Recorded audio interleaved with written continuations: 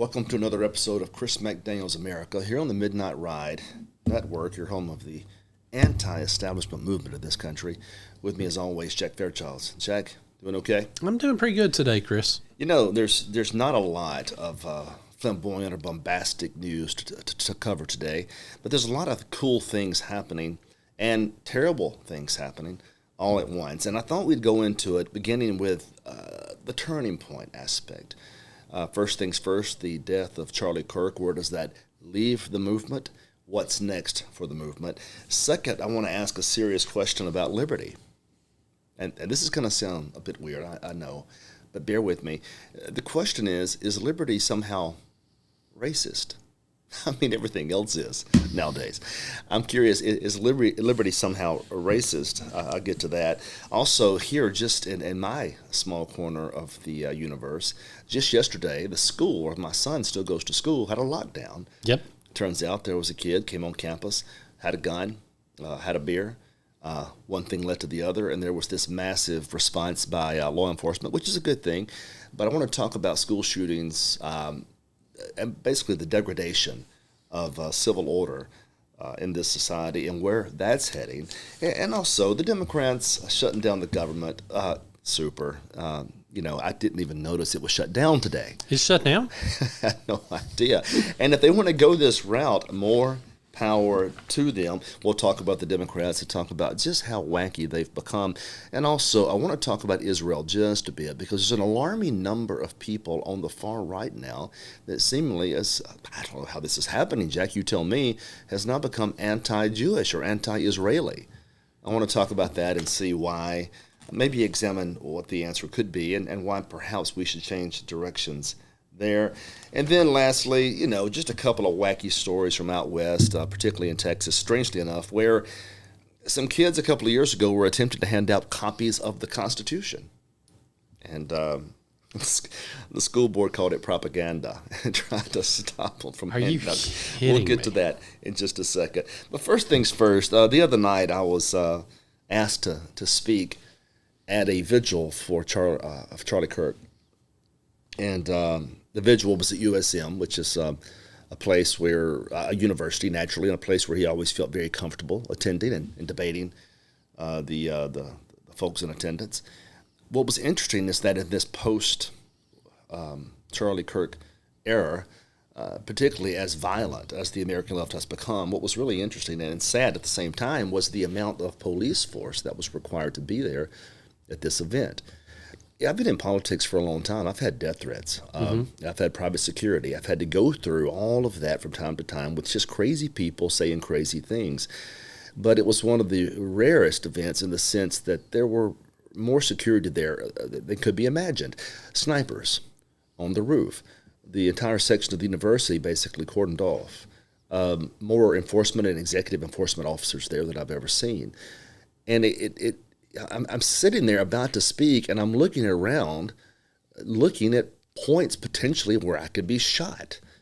And, to think that we're in a position now in this country where a politician or someone can go share their thoughts and still in the back of their mind now recognize maybe they can't without some fear of repercussion or violence. Yeah. That really is a sad day, and it struck me as being very unusual.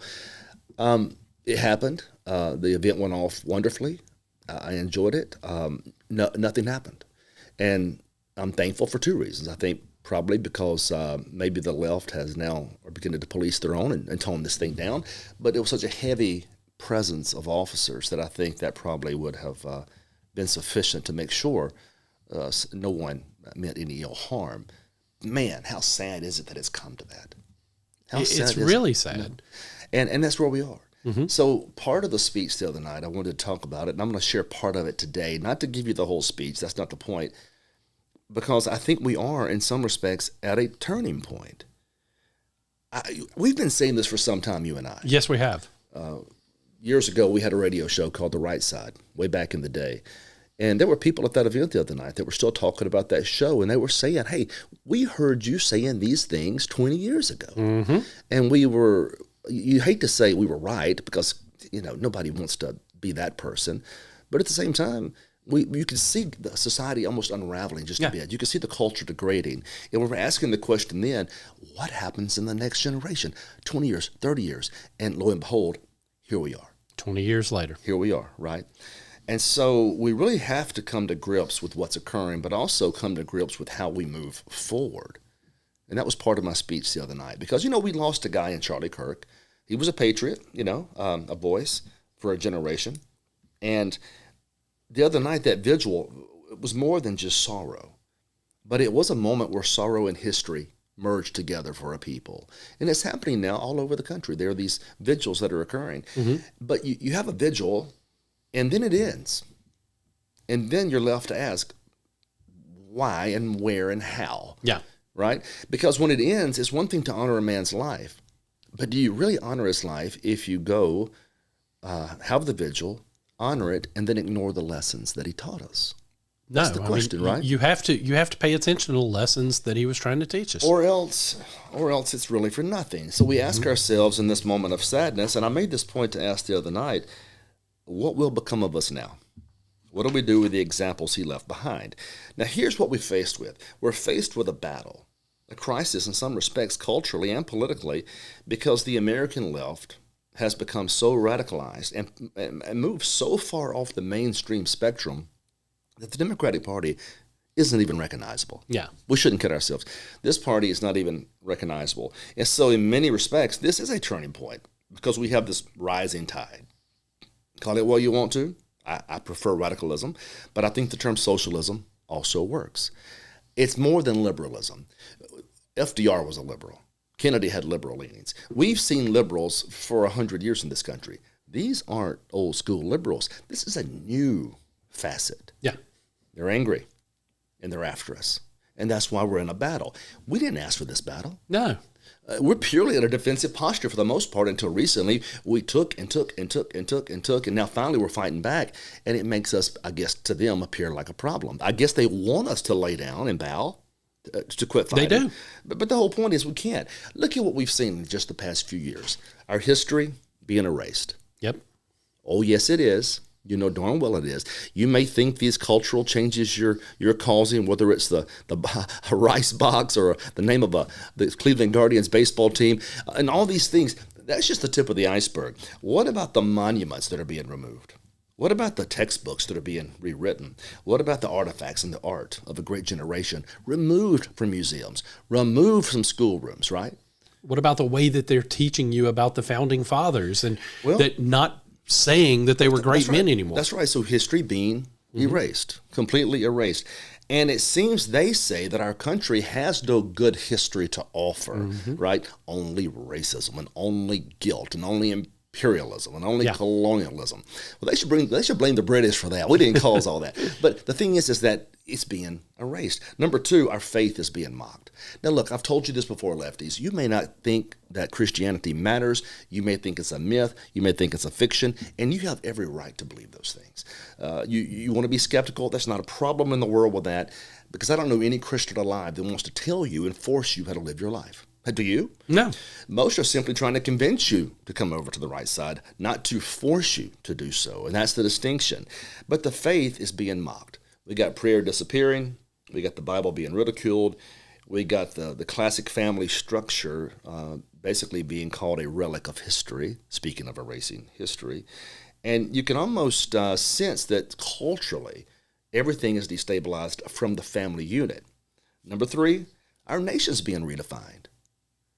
We used to have borders, and we expected people to enforce the borders.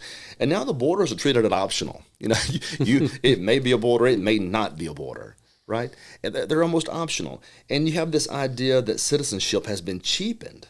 Sovereignty basically can be sold now, it seems, or maybe sovereignty never mattered to this new form of liberal.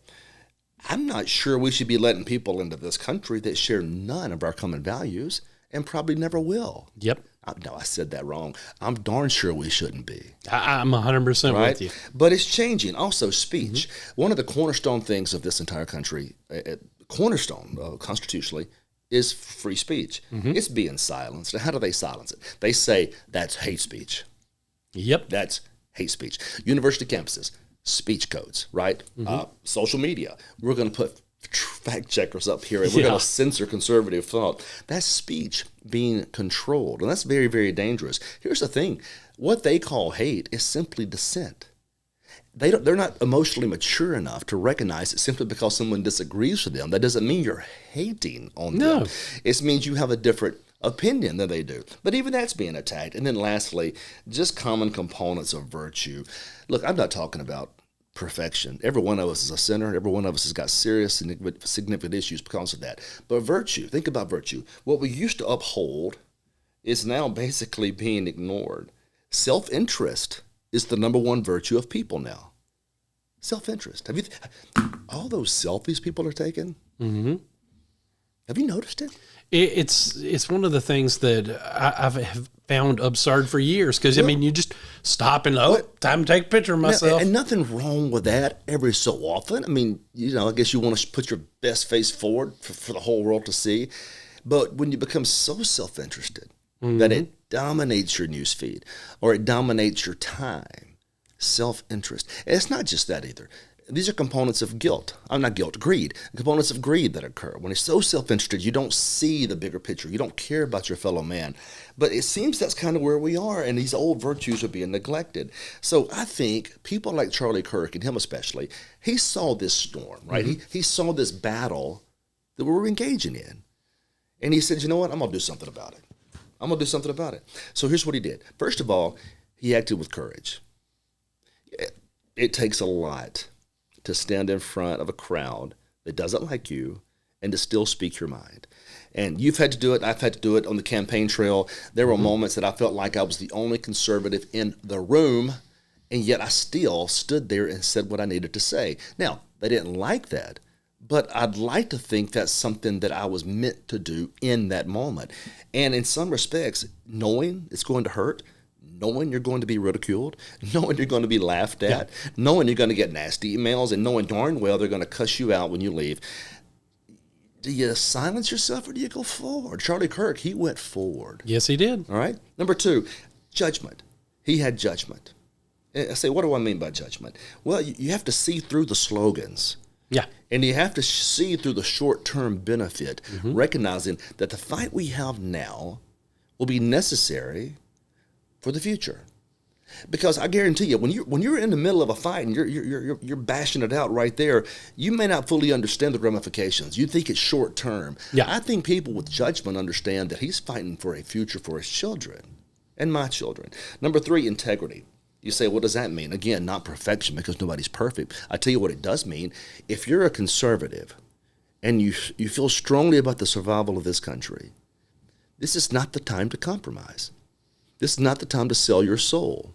This is not the time to beg for a seat at the table from the establishment because they're the ones that have destroyed this country.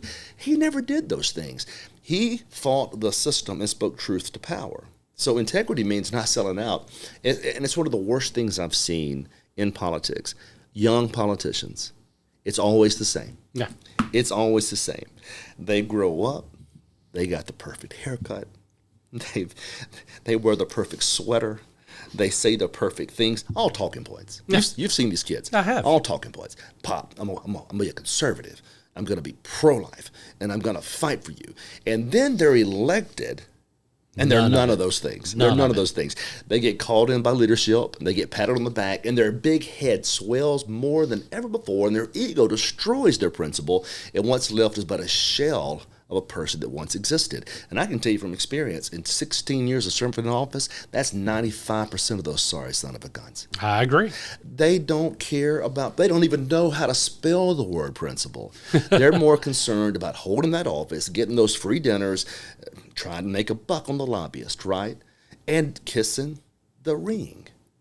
I've seen it time and time again. So integrity says you don't want to sit at the table, not if the table is corrupted.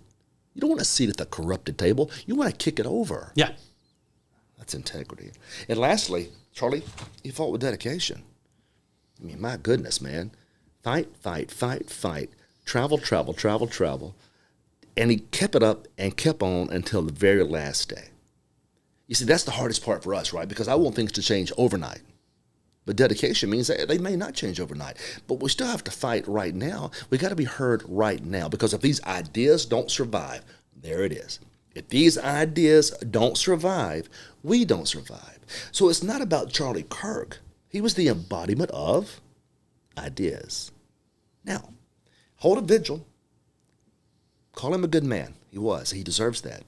But the vigil means nothing unless you now take those lessons into the field of battle. Carry on his fight, if you will. The fight.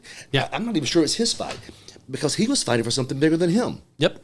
Amen. You see, the idea that the individual is paramount, preeminent, the idea that the Constitution applies, the idea that we're a republic, not a democracy, the idea that government has to be limited, these are eternal principles of the country's founding. They weren't Charlie's ideas. He was a vessel by which those ideas were expressed. You're a vessel by which they're expressed. I'm a vessel by which they're expressed. Those are the ideas that must survive, and that's why compromise is so bloody dangerous in this environment, because if you don't hold firm to the ideas, the young people never get to hear them. Yep. And that's one thing he did well. So the question for us, and I think for everybody that wants to do the right thing, is now what do we do?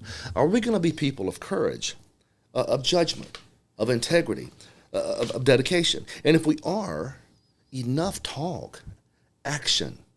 I talked about this before. You know, I love boat rides too. And I love motorcycle rides too. And I love flag waves too. None of those three things puts people in the polling booth. No. None of those three things helps your candidate be successful. It's a fun venture, but it's not efficient. It's not good politics. It's a feel-good event. It's not. It's not an event that's going to grow your message. Here's the thing. Then we have had enough feel-good events. It's time for us to feel something, maybe passionate, maybe angry, maybe justified, but enough feel-good events. It takes action. Yeah. You say, what does that look like, Chris? I don't know if you ever knocked on a door. You ever made a phone call? You ever stood in a hostile audience? Have you ever spent your own money? I've done all of them. Yeah, well, yeah, that's the thing, because most people have it. They want to get on Facebook and talk all that trash, a post here and a post there, and think they're winning the liberals and owning the day. It takes a lot more than that. And Charlie Kirk showed us that. Yep. So here you are. Here you are. And when it's more profitable to be silent, what will you do? You compromise your positions, or will you speak your mind? I tell you, one thing before I wrap this up. Do you know why politicians hate other politicians with principle? It's the same reason they hate anybody with principle, because the principled person shows you how they have betrayed you. Absolutely. It exposes them. It exposes them, and that's why they hate them so much. And that's why Charlie was hated so much. Something else interesting about this. The establishment Republican Party, you think they like Charlie Kirk? Not at all. They're going to pretend it now because he can be a martyr for all. So they're going to try to co-opt Charlie Kirk by ignoring the message. They're going to co-opt this. They're going to show up to these vigils, and they're going to give their speeches. The mainstream establishment Republican Party, the Mitch McConnells of the world, I promise you, had nothing positive to say, at least after his death, as to Charlie Kirk. But look, vigils are more than vigils. They're calls to action. And that was the point of all that. And so I'll wrap up by saying this. How will history judge us, right? I mean, did you give up yourself? Did you do what's best for America? Did it hurt? Was it a bit painful? Because I tell you, it's going to be painful. Yeah. It's going to hurt. They're going to make it hurt. Yeah. Both sides. The establishment's going to make it hurt, and the Democrats are going to make it hurt. What are you going to do? I'm asking for folks to stand up. How much time do I have before a commercial? 10 minutes? Oh, I'm just getting started. One last thing. And I'm going to wrap this up real quick, because I believe this with all my heart, and I have for 20 years. It's just gotten worse. We're fighting in a battlefield. Now, the battlefield right now is a battlefield of ideas, a marketplace of ideas. We're fighting for the memory of our people. We're fighting for whether or not our children will be taught to love this country or despise it. And we're trying to battle for whether this republic will remain free, or whether it will kind of merge into this gray conformity of a managed socialist age, right? So you have two souls left. Two souls in this country. One soul is the old soul. Faith, family, freedom, honor, the legacy of Washington and Jefferson and Valley Forge and Omaha Beach, right? Churches, people who believe this country is truly exceptional? That's one soul. Who's the other soul? Resentment, rage, determined to tear down what it cannot build, to silence what it cannot answer, to erase what it cannot possibly understand. Somebody's going to win. Somebody's going to win this fight. And if we want it to be our side, we have to engage. We can't sit on the sidelines like we've done for years. We can't hope for a middle ground, because what we're seeing more and more, when you've got one side that is encouraging attacks on ICE agents, encouraging attacks on anyone that speaks out against them, where's your middle ground with those people? Because they don't want a middle ground. They want to completely dominate you. Well, history is not going to be kind to cowards, especially those who say they're on our side and yet cut every deal they can to tear us down. History's not going to be kind to them. Charlie Kirk, he lived as a free man. He did. He died as a free man, and that's all we can ask of ourselves. If we're going to be accountable, if we're going to be people of courage, of judgment, integrity, and dedication, and if we do that, the country survives. If we don't, dark days are ahead. Now, speaking of dark days, I told you I was going to talk about this, and I also know it's going to get me in trouble, but I feel compelled. I have a hard time, and I have had a difficult time for an awfully long time understanding this argument. If I'm a liberty-minded conservative, keep that in mind, and I believe strongly that the individual is preeminent, and I believe that each individual should exercise their own rights, free and independent from government, and I believe the government should stay out of people's way and make sure those rights are preserved for every human being. Yeah. Does that make me a racist? Not even remotely. But that's what they call me. It's because they can't make another argument. That's why. Well, let's talk about it, because I wrote an article about this the other day, and because it hit me like a ton of bricks. You don't even know, you liberals don't even know what racism is anymore. It basically is, if you disagree with somebody's position, you automatically brand them a racist. But think about the logic behind that. Liberty. I want every individual, I didn't say black, white, or gray, or whatever, every individual to have the maximum of individual liberty consistent with social order. I don't think government should pick winners or losers. I think government should be colorblind entirely.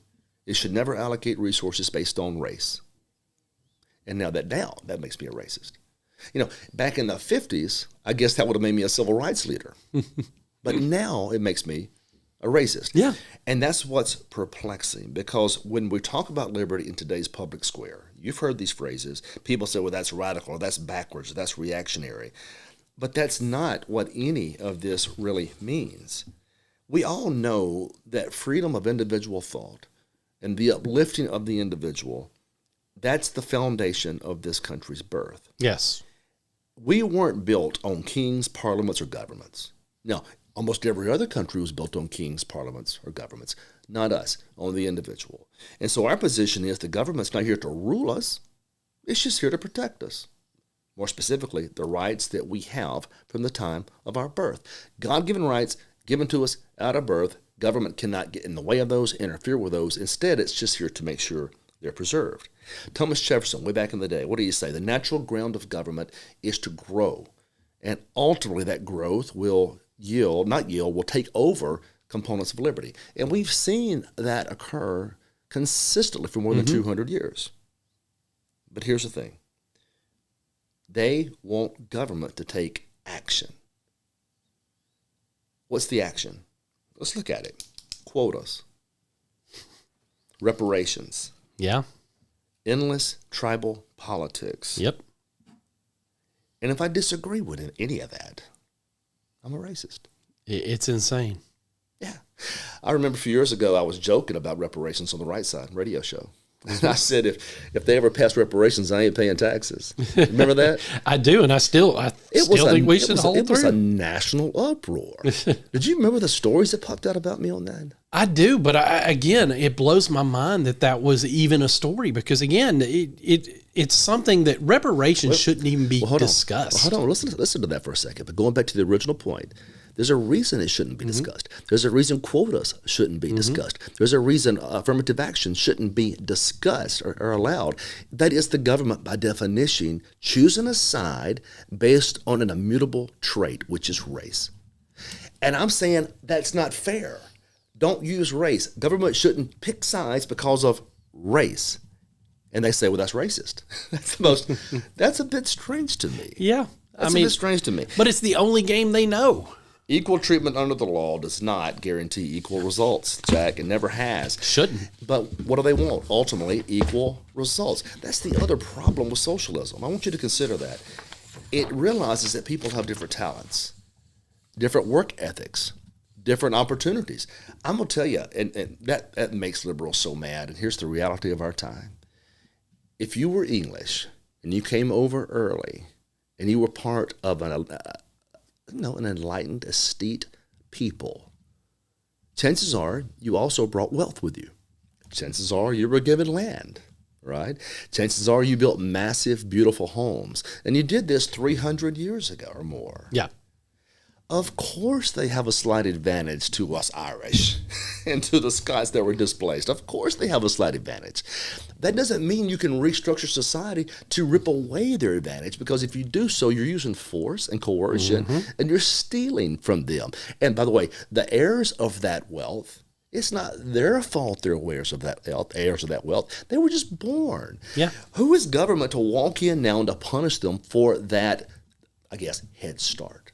Which is what the liberals always argue, head start. Now, they phrase it like, well, men have had a head start, and whites have had a head start. No. People with money have had a head start. Yeah. That's always been the case. People with money always have a head start. Look, Oprah Winfrey, she's got a heck of a great start. Yeah. Boy, I'm not done. I know. Bill Cosby. It's funny, with wealth, you can buy the best lawyers in the world. O.J. Simpson, with wealth. Yeah. Doesn't matter what your color is, with wealth, you do have an advantage. LeBron James forces his son to be drafted into the league. So you do have an advantage. Yeah. Doesn't matter what your color is, wealth does that. Yeah. Now, the liberals can't seem to understand that. They think it's all about race or social or class division, right? But it's really wealth. Their answer is to, well, let's take that wealth and give it to people who didn't earn it. Yeah. Which begs the serious question, how fair is that? Because It's not. whether I like LeBron James or not, he's a huge, strong athlete who has worked his tail off and has had a great deal of success. More so, let's just say, for example, than the average basketball player. He shouldn't be punished for that success. No. He should be celebrated for that success. Now, I don't like him, but I respect his success. I don't like the New York Yankees, but I celebrate their success. Liberals hate success because when somebody is successful, they think the game must have been rigged. It couldn't have been his hard work. It couldn't have been the fact that he worked 22 hours a day, or maybe that he was brilliant. Maybe he was born brilliant. It couldn't be all of these factors that made him rich. It must be the system. No. Here's the answer.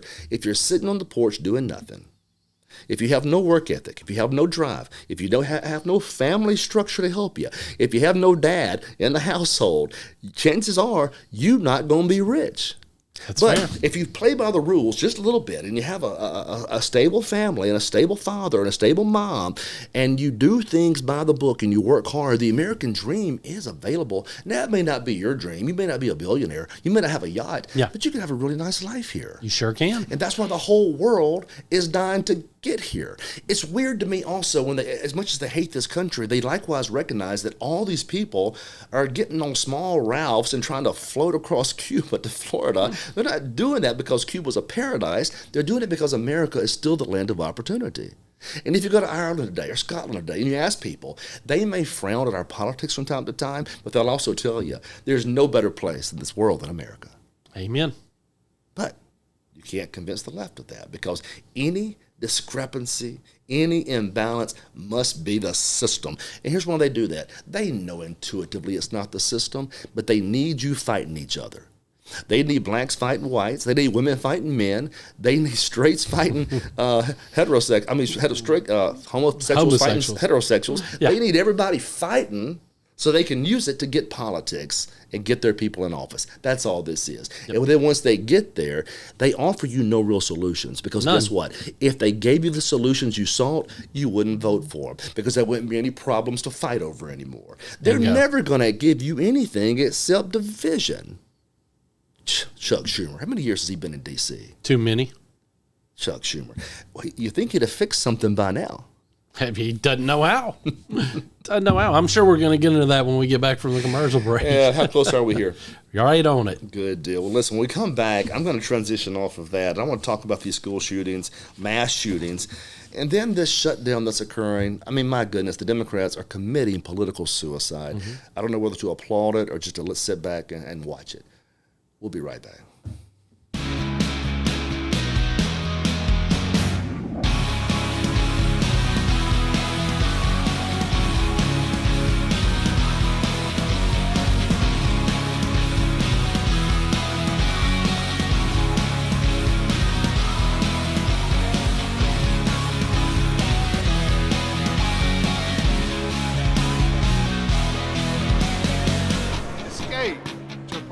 Resort.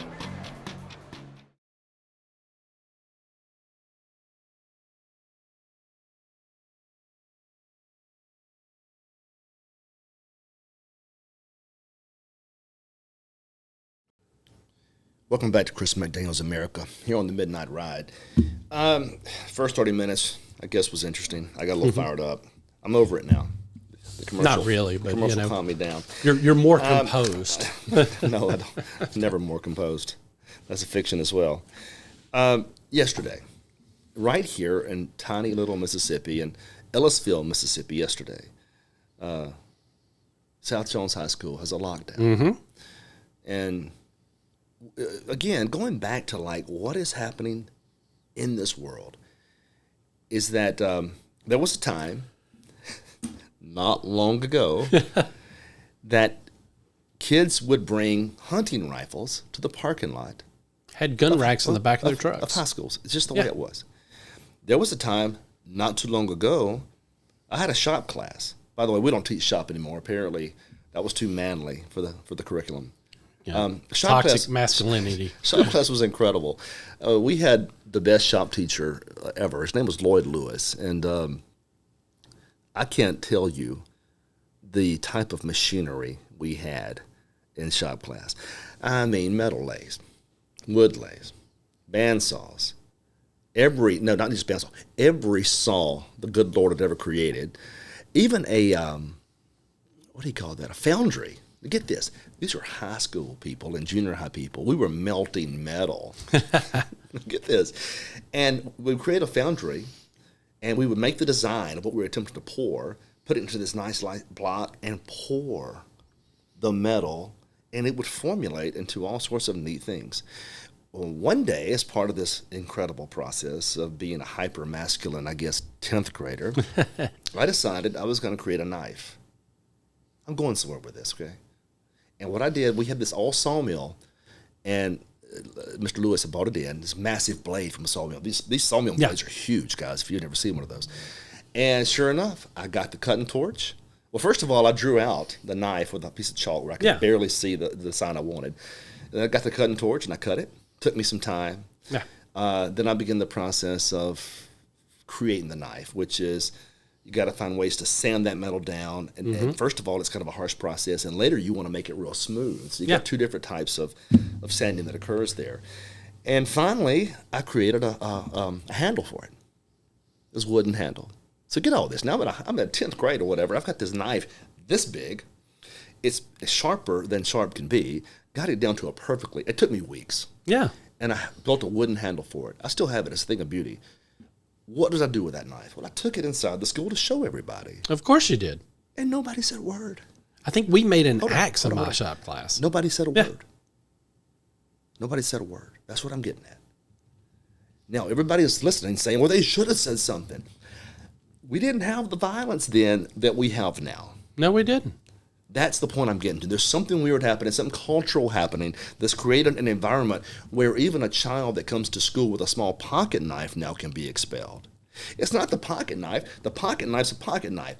We've always had pocket knives. You bring it to school now, you get expelled. I'm not saying that shouldn't be the case necessarily, because I realize we've reached a whole new level of danger in this community. Yeah. Well, just the other day, South Jones High School, kid comes in, he's got a gun in his hand, he's in the car, and he's idiot has a beer in his hand as well.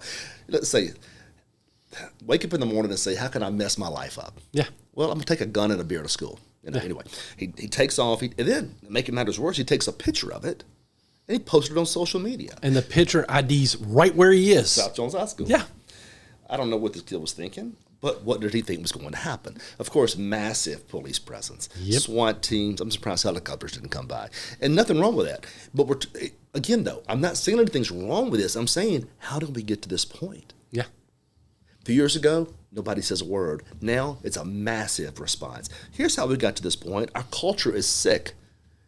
It's dying. It is. It's sick and it's dying. Now, the liberals, you're responsible for this now. Don't say you're not.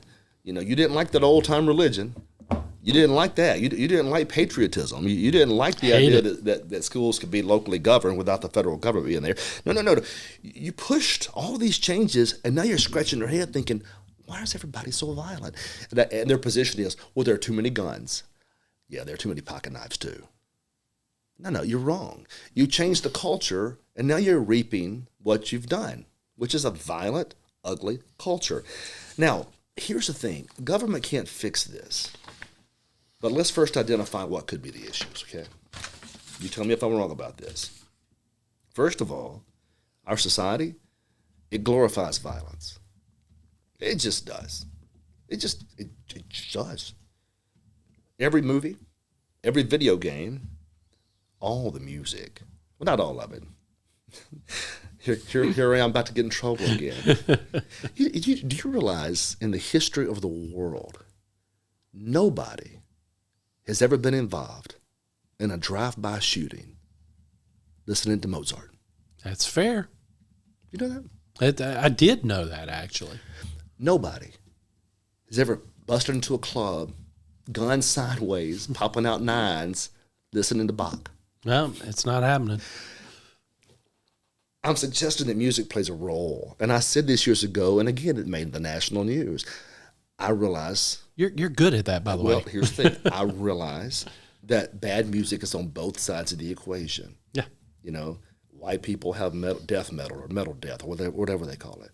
And a lot of African Americans and a lot of white Americans and a lot of Asian Americans have rap, gangster rap. And I realize not all rap is bad. And I realize rap is an expression of a community, and I get all that. And you know what? Rap used to be incredible back in the day. A lot of it now, though, is kind of what? Just trash. But it's violent, isn't it? It is violent. It's misogynistic, right? Now, I'm saying these things. That doesn't make me a racist. Look at the lyrics. Black and white. Yeah. The lyrics, okay? Yeah. The lyrics are something you don't want your kids to listen to. Well, it's violent. Now, the point is we're glorifying violence. Music, culture, video games. Now, I don't think the answer to that is to control the content. A lot of folks disagree, even conservatives. We've got to control the content, censor the content. No, we don't. Be a dad. Be a mom. You control it. You control it. It's not the government's place to step in and tell somebody what they can listen to and what they can't listen to. That's why we need families intact as much as possible, because we are supposed to have responsibilities to raise these kids accordingly. So the idea, if you got this violence being glorified, pull your kid aside and say, look, you know that's just a video game, right? Yeah. Right? You know that music, that might not be the best music for you. My dad did that to me one time. Mm-hmm. And there was a rash of some of this mess in the 80s, man. People were burning AC/DC albums. And I remember them churches burning AC/DC albums. But there was also, I had some rap music that was, I don't know, questionable. I'm sure we all did. It was part of growing up. It was. But I didn't listen to it and try to emulate it. I just thought it was pretty cool, the beat and some of the lyrics, even though the lyrics were, pretty horrible. Well, my mom heard it one time. And she had a stern talking. Now, I was never going to be out there shooting up places, no matter what I was listening to. But that, in large part, because of my parents. Yeah. They were there, they were hovering, and they were listening. And they took that tape from me. I think it was NWA. I was envisioning you listening to Gangster. I did listen to Gangster. Easy E, Too Short. That was that became more hard rap during that time. That's when the transition occurred because Run DMC really wasn't that violent. No. Beastie Boys weren't that violent. And all of a sudden, cruising down the street in my 6'4". I remember. Nobody knows that lyric unless you grew up. Oh, yeah. We did, okay? Things got crazy. Secondly, we're now in an environment where young people feel more isolated. Parents, hear me out here. I'm a parent, and no matter, there's no real great playbook for this, right? Makes it tough being a parent. Here's what you always have to know. Your child is trying to find his place in this world. What your child really wants more than anything, I believe, is to be loved and protected. Mom provides an incredible amount of love. Dad provides the security, but both provide the other as well. There's a great balance to it. Yes. The other thing the kid's trying to do is to figure out who he's going to be. He's trying to find a purpose, a place to fit in. And if parents aren't there to steer them away from isolation and steer them towards something that can be productive, you can rest assured the world will. Yeah. And once the world gets a hold of your kid, and they get a hold of us all to a certain extent, they got a hold of me, got a hold of you. If the parents aren't there to steer that child back in the right direction, if the church isn't there to help, if the community isn't there to insist, the child can get lost pretty quickly. It's real easy and for that's that not always the parents' fault. I mean, sometimes things just happen. But more often than not, if the parents are there and they're involved, more often than not, you can get that child to steer in the right direction. So that's something else to be aware that we've built a society where people feel so isolated and they're scared and so they want to strike out. And then lastly, anger and grievance is broadcast online all the time. So our kids are seeing this constant cycle of violence, isolation, and then everybody's mad. Yeah. It's creating little monsters is what it's creating, unfortunately, right? It has. And so you wonder why, especially males, are starting to strike out and do all this crazy stuff, particularly with this mass shooting. They have no direction. They have no hope, and they're striking out. Now, there's no excuse in that behavior, but I can tell you what's not going to fix it, and that's more government action. None. At some point, individuals have to take control of themselves and make wise decisions, not only for their kids, but the kids have to be responsible for their actions as well, right? I say all this to say this. Man, we told you this was going to happen. We told you the breakdown of this society culture was going to lead to violence. We did. And here we are 20 years later. We're witnessing violence. And it's not just us witnessing. The authorities actually anticipate the worst now. And that's why yesterday, one gun on campus, massive response. They anticipated the worst. Rightfully so. Yeah. Because we've lost a generation of young people. Do you see it? You 100% see it. And again, because of the society we're in, you're right. They were 100% correct in the response that they gave. It's sad. This nation, and I know you agree because I've heard you say it yourself before, this nation needs a revival in the worst kind of way because we've drifted away from our founding principles. We don't even like to refer to ourselves as a Christian nation anymore, which we were founded on Christian principles. And if we don't get back to that, that's where we've lost, and that's why we've lost a generation. And we have to be really clear about this. I don't think anybody is advocating for a theocracy. Nobody's advocating for religious rule. We don't live in the Middle East. We value religious pluralism, and we value that people have the right to worship as they see fit. We may disagree with it, but we value that. But that doesn't mean you remove a civilizing factor from society. Yeah. And we have removed a civilizing factor from society. And I tell you liberals this, I've told you this 1,000 times. I don't care what you think. I don't care what you believe. You may think this is all a fiction, a myth. You may think Christianity doesn't matter. But it does have an incredibly civilizing impact on a society. Yeah. And when a child grows up and he has purpose, and Christianity gives him purpose, and it gives him desire, and the desire is to serve and to do the right thing, he's going to fail at that from time to time. All kids do. All of us do. But with that message in his heart, he always seemingly finds a way back home, doesn't he? He does. And if you fear also the impact of an afterlife, it does have a tempering effect on some things you may like to do here. I mean, there have been many a times I wanted to choke you to death, Jack, and I said, no, God doesn't want me to do that. I have to pray about this, right? Yeah, I'm sure there are equal amounts on the other side. So the point is that there's a tempering effect, And look at the other great attributes it's told, right? Love your neighbor, Yeah. right? Charity, right? Yeah. All these great things. And yet we rip that away. And we think that government can take the place of that. And it can't. It can't. We rip away the civilizing aspect of it, and we say, well, we'll just pass a law to fix it. You can't pass a law to fix the failures of humanity. They're always going to be with us. They cannot be corrected by legislation. No. So we have to self-correct as best we know how. I can't think of a better way to do that than applying the principles that we find in the Bible.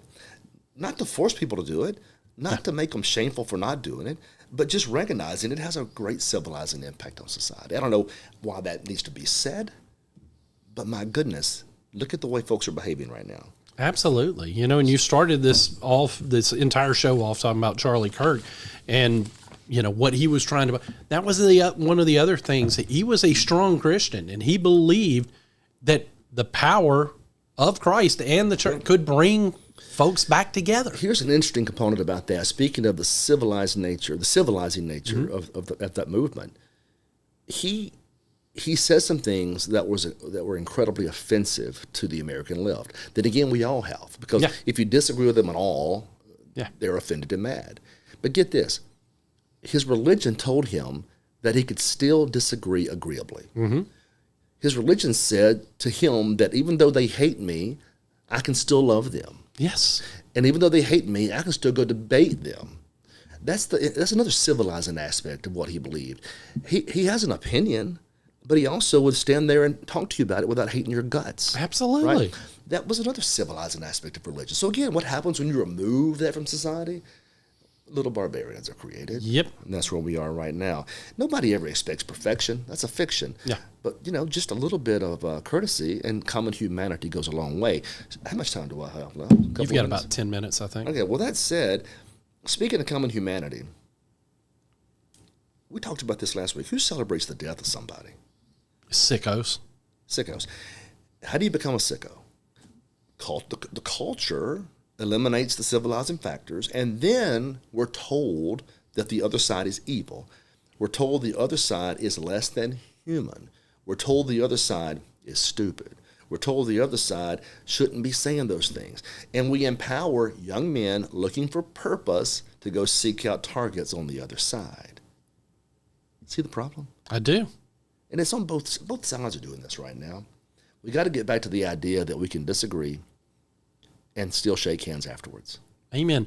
Look, and I got to give you a compliment, because, you know, everybody through the whole Charlie Kirk thing, everybody's talked about how skilled he was as a debater, because he could get folks to maybe even see his point of view. I remember somebody that was doing that 20 years ago on the right side when you and I were on terrestrial radio and we would take callers, because I would remember you always loved it when somebody called in with an opposing view. And you had, unless they started acting foolish and started shouting or acting dumb, you would have an honest conversation with them. And a lot of them at the end of it, even if they didn't want to admit it, you could hear it in their voice that some of them, most of them, sounded like you had flipped some of their minds. And it was one of those skills that I always envied, because I was like, wow, I mean, Chris can really talk these points. So I saw that 20 years ago, you know, in something you were doing on terrestrial radio. I appreciate that. I always have loved debate, and I always loved the idea that, you know, even if I couldn't convince them, at least maybe I can make them think, just a bit. And I would hope they'd make me think just a bit as well. People think I'm an ideologue and whatever. I can be convinced, but I need to hear the argument. Yeah. And it can't just simply be based on emotion. It has to be based in human history. Logic and reason. And if it's based on human history, logic, and reason, you can convince me. But if it's just based on what you think without more, I'm probably not going to change my mind. Yeah.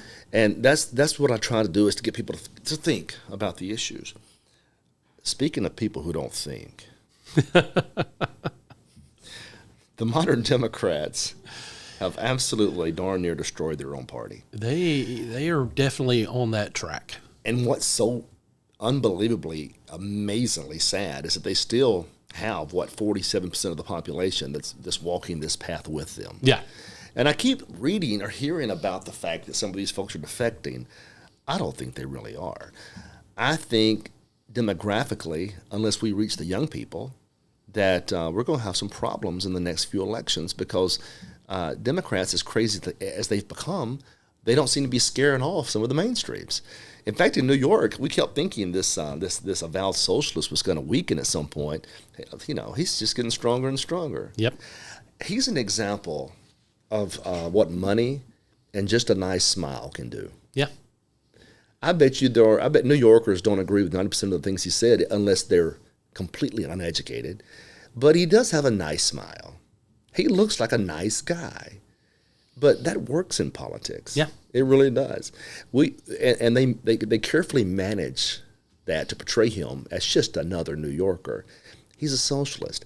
Big time. Admitted. He's going to destroy the city. Yep. And here's the thing about that. I'm torn because part of me thinks, what do you do in New York? And part of me thinks, you deserve what you get in New York. Yeah. Right? Time will tell.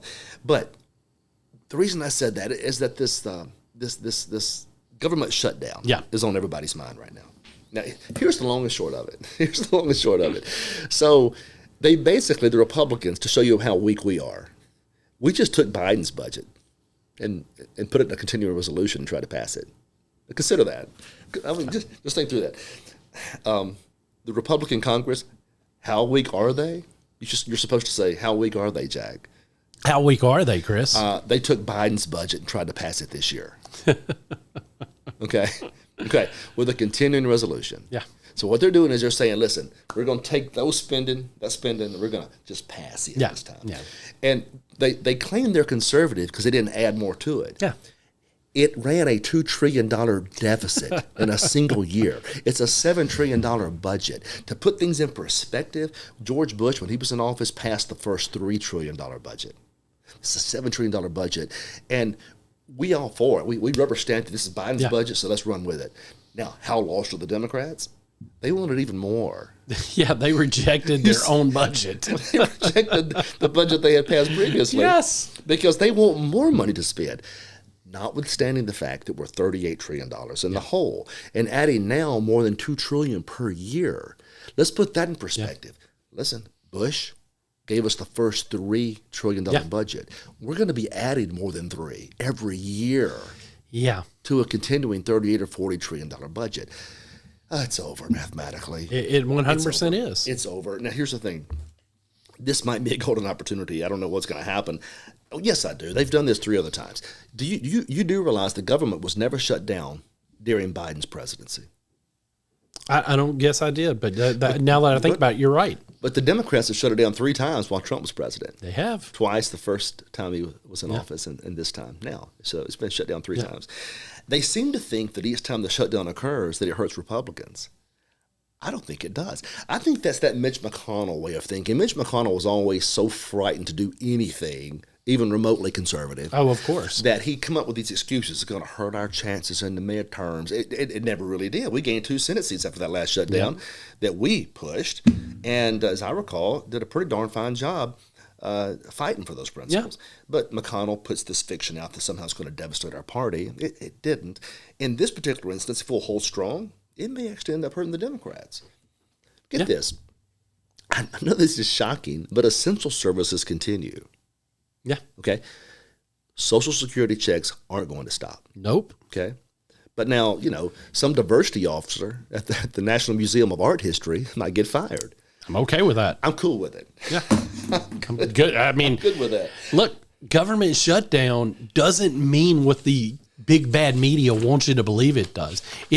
Most of us will never see any of the effects of a government shutdown. That's part of the reason why I'm like, let's just leave it shut down and see what happens. Well, get this. So, first of all, does anybody in this world truly believe the federal government has our best interest in mind? No. Okay. Have you seen their approval ratings here lately? It's like 20-something%. I'm surprised it's that high. They all work for the feds. That's the workforce. That's probably 20% of the population, so I don't want to even like them anymore.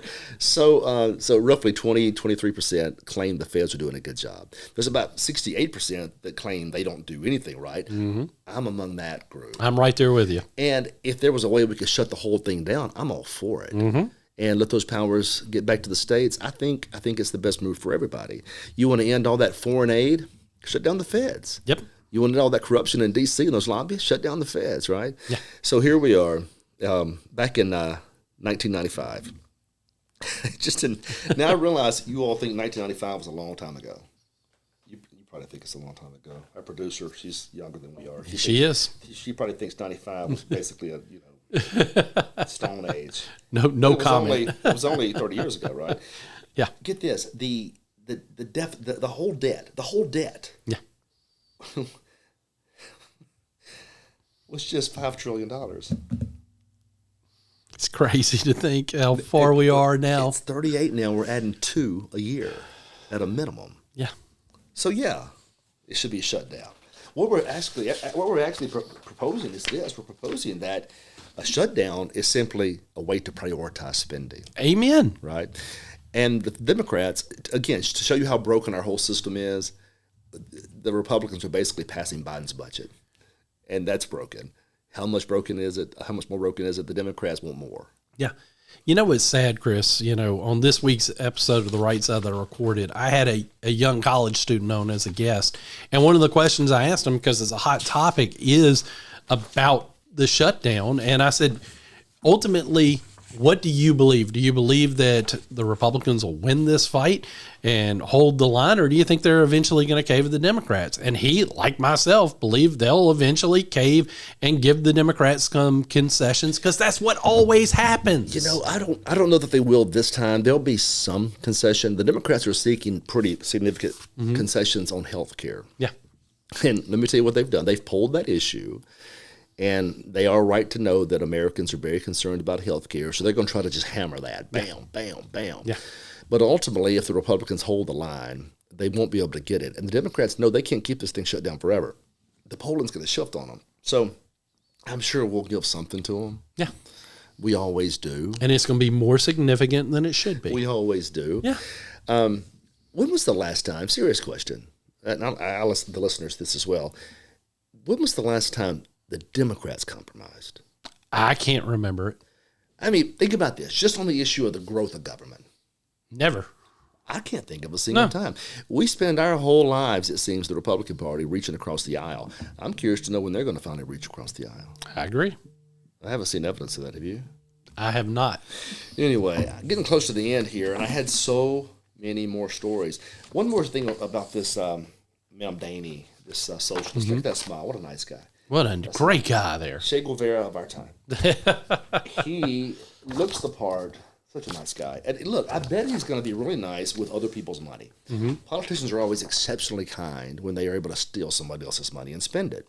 Doesn't it burn you up when a politician stands in front of a library Yes. and takes credit for building the library? Yes. When he stole the money from the taxpayers to do that? Absolutely. Doesn't it drive you even more crazy when he stands in front of a business that's opening when he had nothing whatsoever to do with that business opening? We brought this business no, you here. didn't. Capitalism brought this business here. You didn't do a darn thing but leave it to politicians. So that's why he's smiling. He's got New Yorkers fooled. The idea is he's going to tax everybody to death and he's going to spend it on all these programs.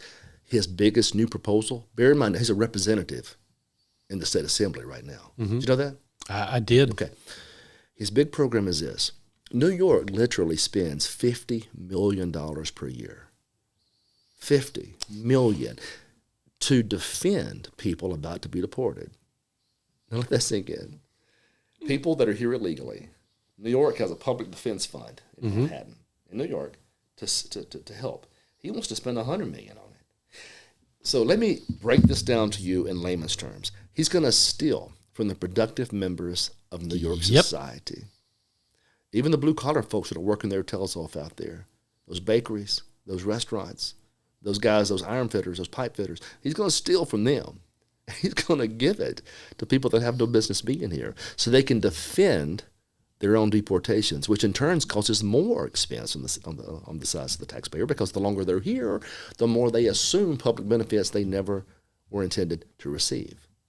Schools, for instance, when they're in school, what happens? Money spent on their behalf. Hospitals, when they get hurt, money spent on their behalf. That's socialism, though. He'll collapse the whole system so long as he can sit at the top of the system. That's the way it works. As long as he has his limo and he's got his security detail, he don't give a about anybody else. Because That's who he they are. has all the money and control. That's it. So how do you get there? You create division, you argue class warfare, you climb to the top of that fight, and then you sit at the top, Stalin. Yeah. You sit at the top and let the others fight it out. He's perfectly happy doing that. But It's that's kind of the a pyramid scheme, isn't it, when you Oh, it's a think about it? disgusting pyramid scheme, but what a nice smile. He does have a nice smile. Nice smile. I mean, how bad could he be? Terrible, actually. Maybe he'll prove our point once he's elected, because it's looking very positive for him right now. Unfortunately. All right. Well, this has been a good show. I enjoy you being here, Jack. I had so many more things I wanted to discuss, including Israel today. I told you before, there's an element on the right now that's becoming more and more anti-Israeli state, more anti-Jewish. It's perplexing to me, because nobody is proposing that we put boots on the ground. Nobody's proposing that we fight Israel's fights. But they're spinning this whole conflict in the Middle East to make it sound like somehow the Israelis are the fault here. I'm going to tell you something. Learn some history. Recognize that they're surrounded by millions of madmen that seek their annihilation. They're just trying to survive, for the love of Pete. I want to talk about that at some point. It sounds like you've got a future episode already mapped out right there. I think so. I took too long early on these other stories, but I thought they were fitting. It's probably better that it worked out that way, because that way now, like I said, you can dedicate the start of it, because I think that's an interesting topic, and I think it's one that needs to be discussed. Well, it's going to get me in trouble. We'll do it. I'll be accused of being... What do we do that doesn't get you in trouble? Being a CIA operative, on behalf of Israel, for goodness sakes. These people have gone crazy. They have. People have gone crazy. Anyway, I've had a good time today. Hopefully we'll have this conversation next week. This is Chris McDaniel's America here on the Midnight Ride Network, your home of the anti-establishment movement in this country. We'll see you next time. Looks like you've been sleeping well. Megan, he's back. The My Pillow guy. And you're looking good. Still feeling good. Well, just when you thought it couldn't get any better, we've got the best pillow ever, My Pillow 2.0. Wow, it's so soft and smooth. It's cool to the touch. How did you do that? Well, we took My Pillow's patented fill and combined it with this new technology that we didn't have back then when I invented My Pillow to bring you the best pillow in history, My Pillow 2.0. Just like all of you, I never imagined that My Pillow could get any better. That's why I haven't changed it in nearly 20 years. Then I heard about a revolutionary new technology, and I knew I had to bring it to you all. My Pillow 2.0 is truly the next generation of My Pillow. The My Pillow 2.0 is cooler and softer than the last My Pillow. It is so comfortable to sleep on at night. I look forward to going to bed, and I wake up well rested in the morning. Sleep is all about temperature and height. My Pillow 2.0's patented adjustable fill is going to give you the exact individual support you need from your head to your bed. And now here's where it gets even better. We've all experienced those temperature-related sleep interruptions where you get too hot, you toss and turn, you flip your pillow over to the cool side. Well, all that's gone with my brand new My Pillow 2.0 cooling fabric that's made with temperature-regulating thread. The best sleep just got even better. Whether you have a MyPillow or not, you need to get the brand new MyPillow 2.0. Call or go to MyPillow.com now. Use your promo code, and for a limited time when you buy one, you'll get a second one absolutely free. You're sleeping even better. And cooler, too. And you're looking good. Feeling good. I knew you would. Visit MyPillow.com.